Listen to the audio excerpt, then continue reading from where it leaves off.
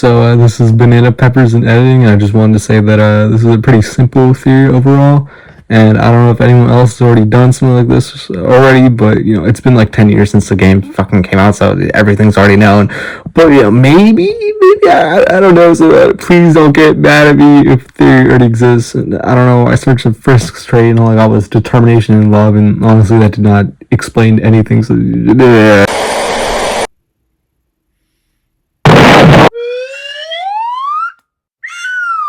What the fuck? Where am I? What? Sans the skeleton? What's up? I'm Sans the skeleton. Where am I, Sans? Like the underground or something. Wowie, that's so cool. But what happens now? You like wake up or something. Wait, what? I said you wake up. Sorry, I don't understand. Wake up. What do you mean, wake up? Wake up.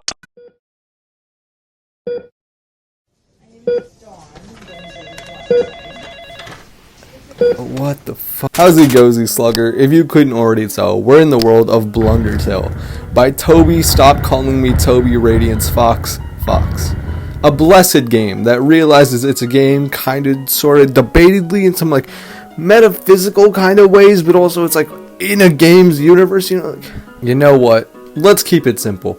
Monsters, humans, determination. Oh, speaking of, I want to look a bit into the essence of Frisk, our little protagonist and pixelated meat puppet. Specifically, I want to delve deep, mainly into what is Frisk's trait? Now, what the hell do I mean trait? Let a young man such as myself enlighten you. A trait is a human soul's main, trait. Like, if I had a trait, I'd personally say that I'm pretty level-headed. I'm creative and efficient and humble and overall intelligent guy who thinks everything all the way through, What? We're just gonna brush past that. Frisk's trait is a somewhat debated topic. The obvious answer would be, wasn't it just determination? And you'd be right, though that can't be the case considering determination is a substance supposedly possessed by all humans, meaning that it probably isn't the trait in Frisk.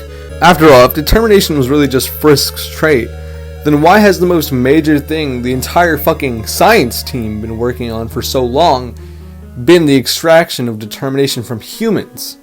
Not just Frisk, but humans. We need to draw a line in the sand here.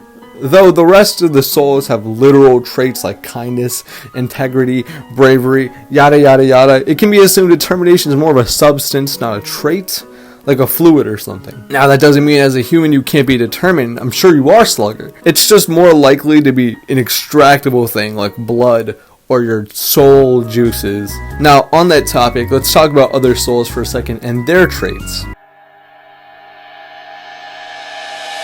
In order of who we see in the Omega Flowery boss fight, we get light blue, who is patience, orange, bravery, regular blue, or dark blue, but I'm just going to call it blue, integrity, purple is perseverance, green, which is kindness, and finally, yellow, which is clover, yellow, which is justice. Now you may be asking, well, how do you correlate these traits with these specifically colored souls? A ball game. The ball game is an optional game you get to play after Papyrus's fantastic electricity trap. Pretty simple. You push a ball into a hole and you get some gold. But when you put this ball into the hole, a flag appears. Interacting with this flag tells you some information on how you beat the ball game, each win corresponding to its own colored flag and text. To win each flag, you need to beat the game in different ways and with different speeds. The hardest to get being the red flag. I'll just go down the list here. Light blue, ball is small, you waited still for this opportunity. Orange, you are the kind of person who rushes fists first through all obstacles. Blue, hopping and twirling your original style pulled you through. Purple, even when you felt trapped you took notes and achieved the end of ball. Green, your concern and care for ball led to your delicious victory. Yellow, your surefire accuracy put an end to the mayhem of ball. And the hardest to get, red. Try as you might, you continue to be yourself. Bit of a strange thing to say. But there's a reason to why it's strange. See, the red text only appears like that if you've beaten the ball game twice or more on the same save file. What it actually reads before that is bravery, justice, integrity, kindness, perseverance, patience. Using these, you were able to win at ball game. This can be seen as a parallel to the Omega Flowey boss fight we just spoke about not too long ago. In the fight, the 6 human souls, after you call for their help, escape from Flowey's control and heal you, and at the end spin in a big circle and explode.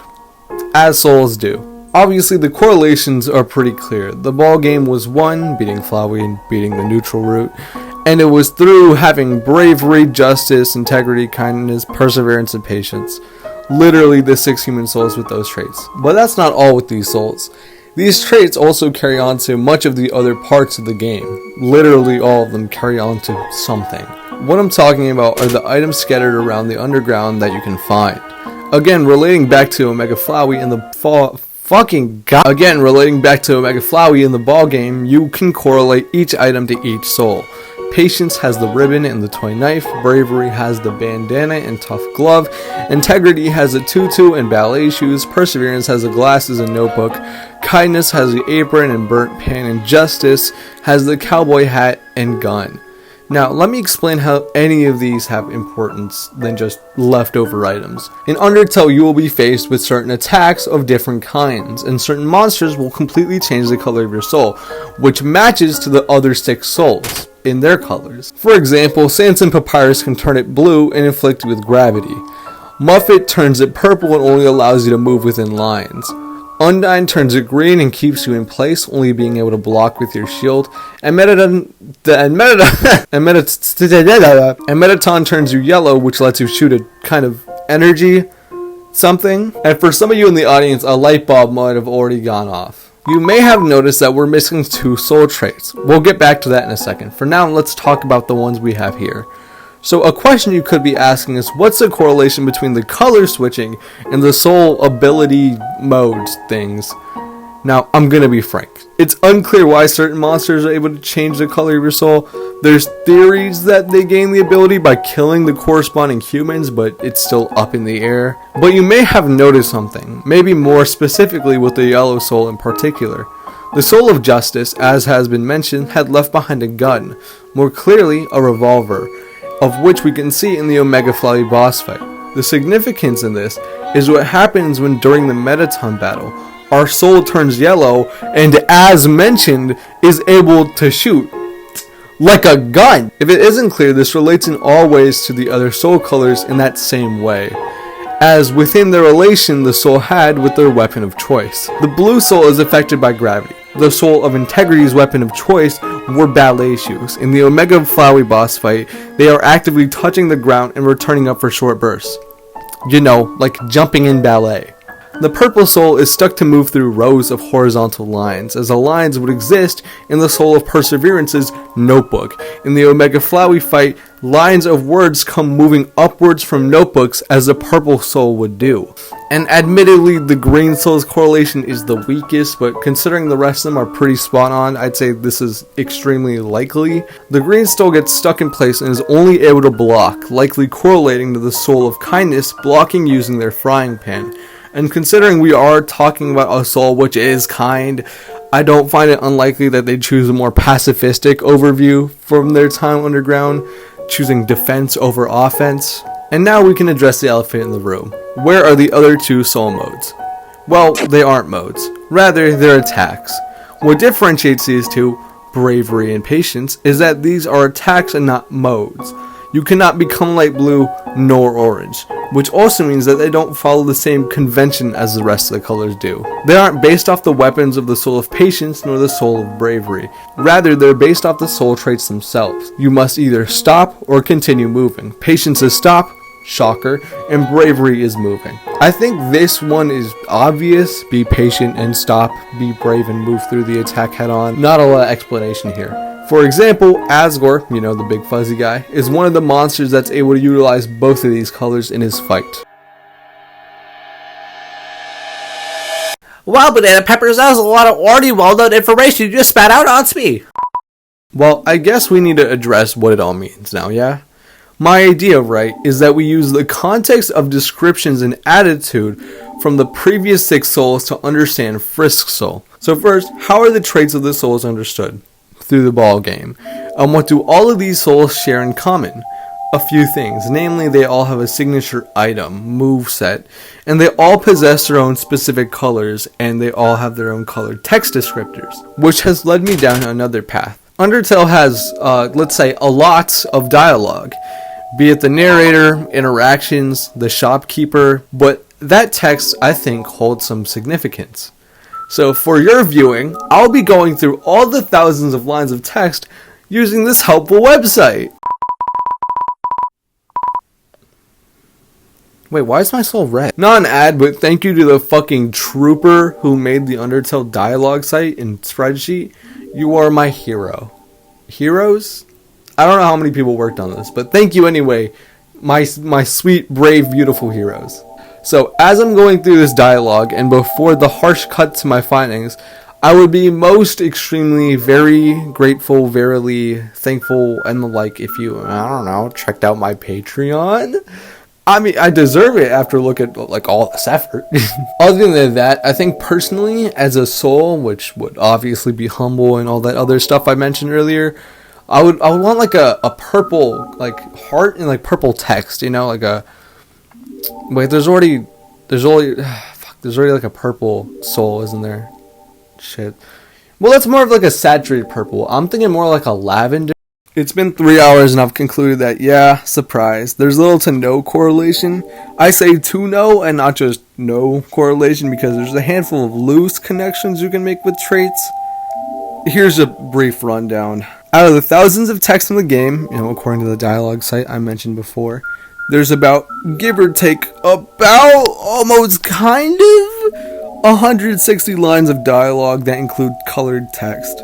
63 or so include yellow. 62 or so include red, 17 or so included both shades of blue, 5 or so included orange, 4 or so include green, and 2 include purple. If the stats are wrong on that, they aren't. They're wrong. Just don't doubt me or double check. In context, yellow and red are both used as emphasis, but red is used in like a more general sense of like danger or warning or something. And blue is also sometimes an emphasis, but I mean, I guess it could also be used in like describing blue attacks. I don't know why Sans used both shades of blue in like one dialogue option. Green is used for when you're green, and also this random line for bomb diffusion that one time. Take a wild guess what orange is used for. Yeah, and purple is only used in the ball game. Some yellow can technically be used as a comparison for justice, you know, with the highlighted use of mercy and fighting, and yeah, you know, to decide the fates of the monsters, you know, perform justice, or maybe it was this emphasis. And blue, you know, like the coloring of Toriel's name, kind of emphasizes that she has a lot of integrity. Yeah, kind of seemed more like a one-off use, though. But there's still light blue and orange, and those just kind of explain attacks. God, this chapter was fucking pointless. Why'd I even include it? You know, that part might have been a little pointless, but look, that marks off a part of the theory. We can't pull from that anymore, so it's not that integral. Which whittles down our information, sure, but like in the long run, that makes things so much simpler, so much easier. You know, less stuff to take in, helps ease the mind. Look, there might still be something. Just give me this for a second.